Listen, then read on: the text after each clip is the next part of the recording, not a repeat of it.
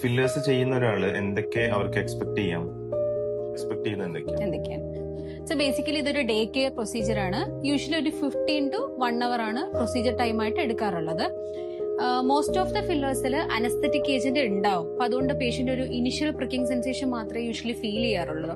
വളരെ പെയിൻലെസ് ആയിട്ടുള്ള ഒരു പ്രൊസീജിയർ ആണ്. അപ്പൊ പേഷ്യന്റ് കുറച്ചും കൂടെ പെയിൻ സെൻസിറ്റീവ് ആണെങ്കിൽ നമുക്ക് നമ്പിങ് ഏജന്റ്സും യൂസ് ചെയ്യാം. സോ ഫില്ലേഴ്സ് കഴിഞ്ഞാൽ ഇമ്മീഡിയറ്റ് ആയിട്ട് പേഷ്യന്റിന് ആ റിസൾട്ട് കാണാൻ പറ്റും. ആ ഒരു ലിഫ്റ്റിംഗ് എഫക്ട് കിട്ടും, സാഗിങ് ഒക്കെ കുറച്ച് റെഡ്യൂസ്ഡ് ആവും, ലിപ്സ് ആണെങ്കിൽ പ്രൊജക്റ്റഡ് ലുക്ക് കിട്ടും. ഇൻ കേസ് പേഷ്യന്റിന് ആ റിസൾട്ട് ഇഷ്ടപ്പെട്ടിട്ടില്ല എന്നുണ്ടെങ്കിൽ നമുക്ക് റിവേഴ്സ് ചെയ്യാനുള്ള ഓപ്ഷനുണ്ട്.